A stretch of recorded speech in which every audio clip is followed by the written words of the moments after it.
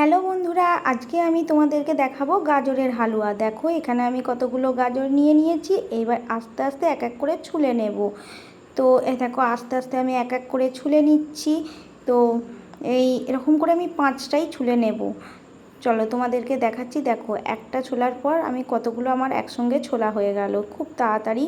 তো তোমরা কে কে গাজরের হালুয়া খেতে ভালোবাসো সেটা আমাকে একটু কমেন্টে জানিও। তো এটা আমার বরের আর আমার ছেলের খুবই ভালো লাগে, তাই আমি মাঝে সাঝেই বানাই। তো চলো কি করে করছি দেখে নাও। দেখো আমার 5খানাই ছোলা হয়ে গেছে। আমি এবার এগুলোকে একে একে গ্রেট করে নেব। তো গ্রেট করতে আমার এই স্টার্টারটা না খুব ছোট হয়ে গেছে, তাই আমার একটু অনেকটা দেরি হয়েছে করতে। তোমরা চাইলে একটু বড় দিকে একটা স্টার্টার নিয়ে এখানে আস্তে আস্তে ছুলে নিও। তো অনেকে আবার এটা মিক্সারেও তোমরা পেস্ট করে নিতে পারো, কোনো অসুবিধা নেই, কিন্তু মিক্সারের থেকে আমি বলবো স্টার্টার এটা খুব ভালো হয়।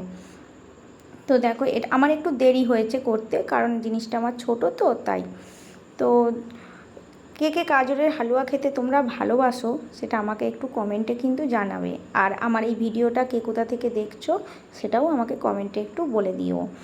আর কারা কারা আরও কী জিনিস চাইছো আমার কাছ থেকে, যে কি ভিডিও চাইছো সেগুলো একটু বলবে। চলো দেখো আমি এখানে পুরো 5টা গাজরই আমি কিন্তু ছুলে নিয়েছি। তো দেখো কত সুন্দর ঝুড়ো ঝুড়ো হয়েছে দেখতে, বেশ মানে সফট আর ঝুড়ো ঝুড়ো টাইপের হয়েছে। চলো এবার কী করে কী নিচ্ছি, এর সঙ্গে কি কি দেওয়া হচ্ছে উপাদান সেগুলো একটু তোমাদেরকে আমি দেখিয়ে দিই। এই দেখো আমি গ্রেট করা গাজরগুলো, এর সঙ্গে আমার লিকুইড দুধ আছে, একটু গুঁড়ো দুধও রয়েছে। আচ্ছা এখানে কাজু বাদাম নিয়েছি, আর এখানে এলাচ দারচিনি লবঙ্গ অল্প একটু নিয়েছি, আর রয়েছে চিনি। চলো এবার তোমাদেরকে দেখাই কিভাবে আমি গাজরের হালুয়াটা বানাবো। কড়াই নিয়ে নিয়েছি, কড়াইটা গরম করতে দিয়ে দিয়েছি। তো কড়াইয়ে আমি 1 টেবিল চামচ ঘি নিয়ে নিলাম। ঘিটা একটু গরম হয়ে আসুক, ঘিটা যখন গলে যাবে তখন আমি দেখো কিভাবে করছি জিনিসটা। তো তোমরা বাড়িতে করবে, করে দেখবে, খেতে আশা করছি খেতে ভালোই লাগবে। তো ঘি আমার গরম হয়ে গেছে, এর মধ্যে আমি ওই গ্রেট করা গাজরটা এইগুলো একটু ভাজা ভাজা করে নেব। তো আমি কড়াইয়ের মধ্যে দিয়ে দিলাম। এবার একটু একসঙ্গে এতগুলো তো দেওয়া যাচ্ছে না, ওই জন্য দুবার করে আমাকে দিতে হলো। খুন্তিতে প্রথমে দিয়েছিলাম, দিয়ে এবার হালকা এটাকে আমি একটু ভেজে নেব, খুব বেশি ভাজবো না, হালকা।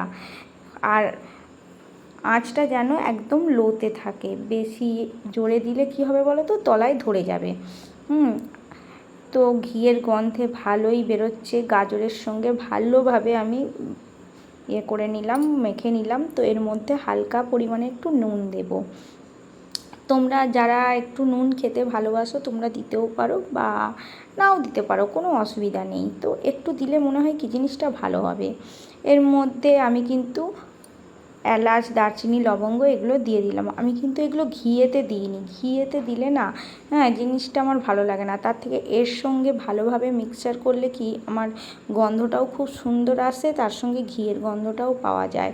তো ভালো করে এর সঙ্গে করে নিলাম, মিক্সড করে নিলাম। দিয়ে এর মধ্যে আমার যে লিকুইড দুধটা আছে ওই লিকুইড দুধটা আমি দিয়ে দিলাম।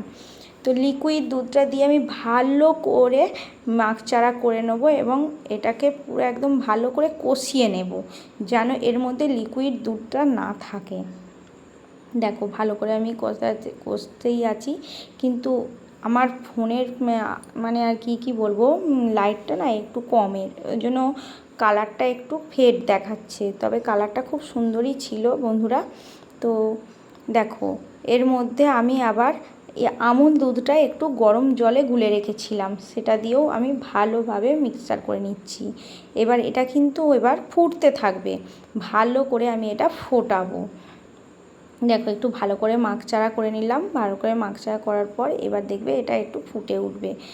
তো গন্ধ তো দারুণ বেরিয়েছে। আর এটা একটু না ফোটালে কি বলো তো, আমুল দুধের না একটা গ্যাস আছে, সেই কাঁচা কাঁচা গ্যাস ছাড়বে। আর আমি আগে থাকতে দেখো এর মধ্যে কাজুগুলো কুচি করে রেখে দিয়েছিলাম, তো কাজুগুলো এর সঙ্গে দিয়ে দিলাম, দিয়ে কাজুগুলো এর সঙ্গে দিয়ে ভালো করে আবার নেড়ে চেড়ে ভালো করে মিক্সড করে নেবো।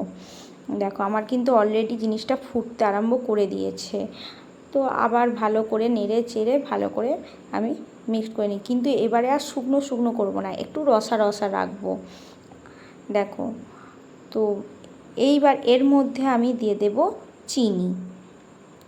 দেখো ভালোভাবে ফুটে এসছে। তো তোমরা বন্ধুরা কতটা কে চিনি খেতে ভালোবাসো তোমরা নিজের পরিমাণ মতো দেবে, কারণ আমি কিন্তু বেশি চিনি খাই না, আর আমার বড়ও বেশি চিনি খায় না, তাই আমি বেশি চিনি দিচ্ছি না। তো তোমাদের যতটা দরকার তোমরা ততটুকু দিও, আর আমি অল্প পরিমাণেই দিয়েছি, চিনিরও তো একটা রস আছে, তাই আমি অল্প পরিমাণেই দিয়েছি। তো দেখো আমার এটা ফুটে এসছে, আমার এটা কমপ্লিট হয়ে গেছে রান্নাটা। তো তোমাদের কেমন লাগলো? যদি ভালো লেগে থাকে লাইক কমেন্ট শেয়ার করে দিও, আর যারা আমার চ্যানেলে নতুন আছো তারা সাবস্ক্রাইব করে পাশে থেকো। আবার নতুন কোনো ভিডিওর সন্ধান নিয়ে আমি তোমাদের কাছে ফিরে আসব। তো তোমাদেরকে কেমন লাগলো সেটা আমাকে কমেন্টে জানিও। Tata, bye bye.